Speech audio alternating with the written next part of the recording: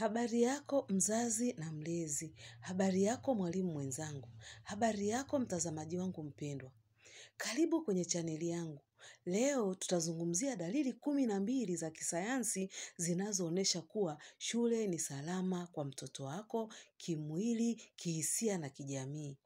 Tafiti zinaonesha kuwa mazingira ya shule yanayoathiri ustawi wa mtoto huamua mafanikio yake ya muda mrefu. Mimi ninaitwa Muhere Madam.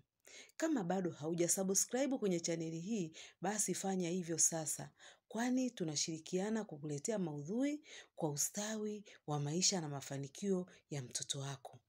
Kwa mawasiliano zaidi, tupigie kwa namba 0787579224. Usisite kushare kwa walimu, wazazi na watu wengine zaidi ili wajue mazingira au dalili zinazoonesha shule salama kwa mtoto. Karibu na tuanze.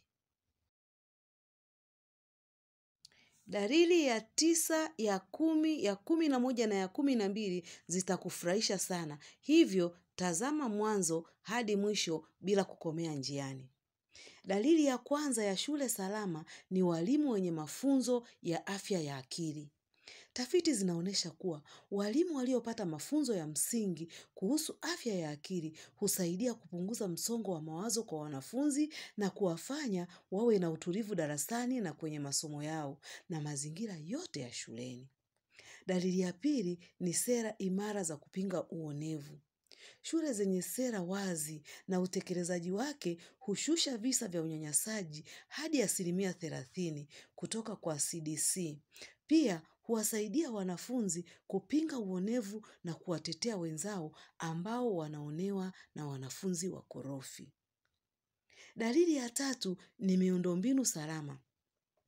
Tafiti zinaonesha kuwa miundombinu salama kama vile majengo imara husaidia sana wanafunzi kujifunza katika maeneo yao ambayo ni salama na huwa inawasaidia wanafunzi kuondoa hofu na kuwafanya wanafunzi wasome kwa hamasa zaidi.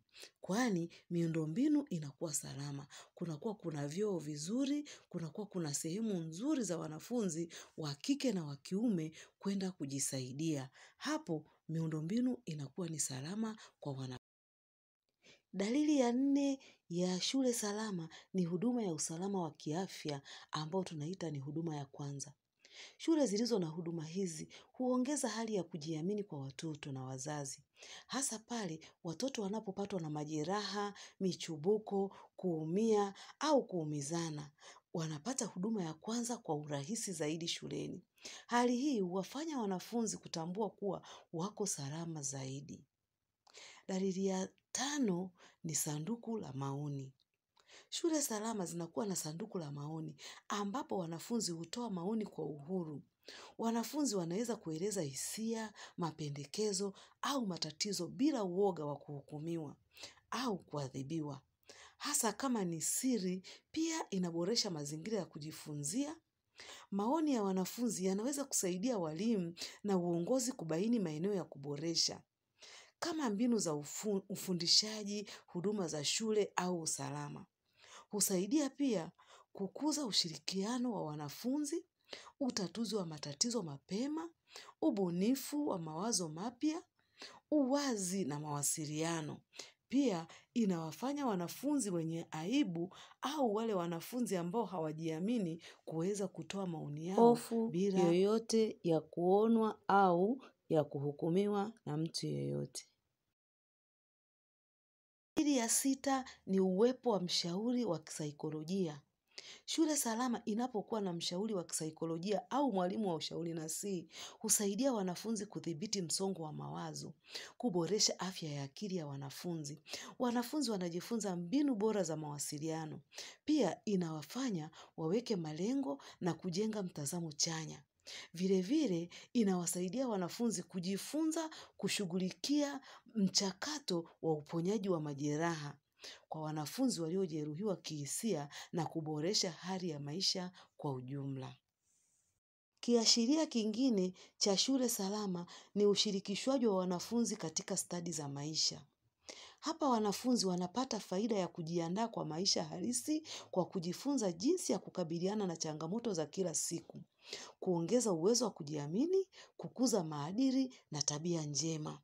Pia inawasaidia wanafunzi kuwa na afya ya akili na hisia za kuongeza uwezo wa kujitegemea kwa kufanya maamuzi sahihi.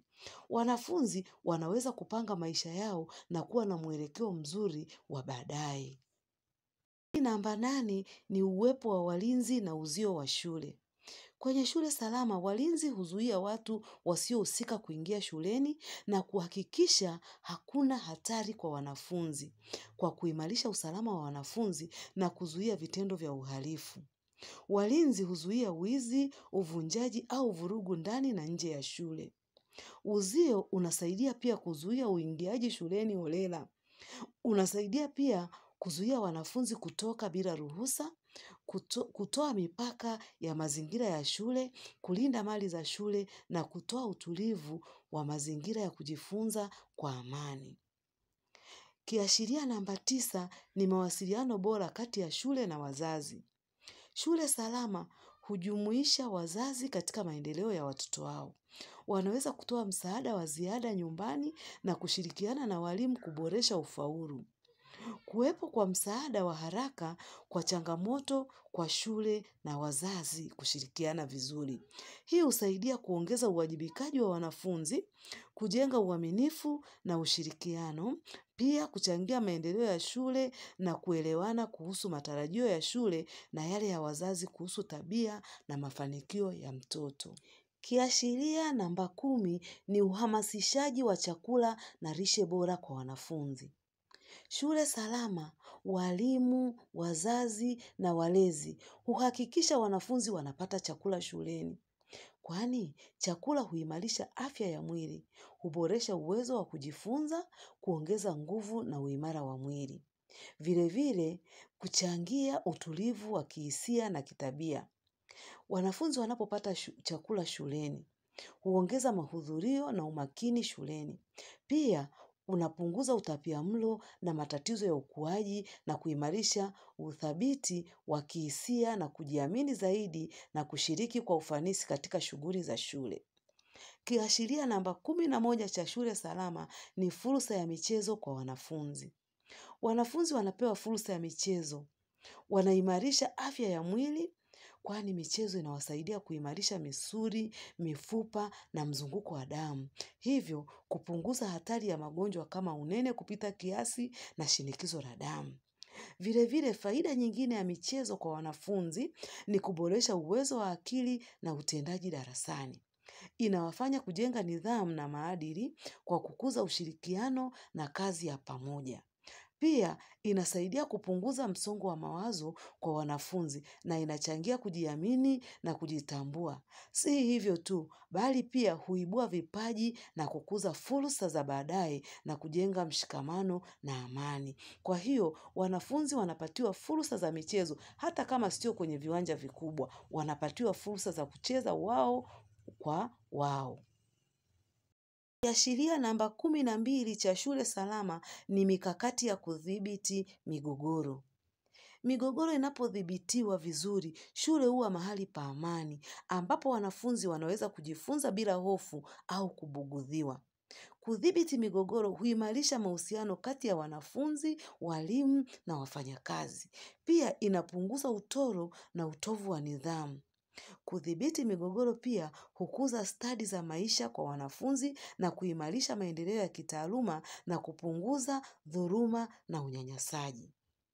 Tukiangalia huku kudhibiti migogoro, pia kunaongeza uwajibikaji na heshima kwa sheria za shule na kuimarisha mshikamano na ushirikiano.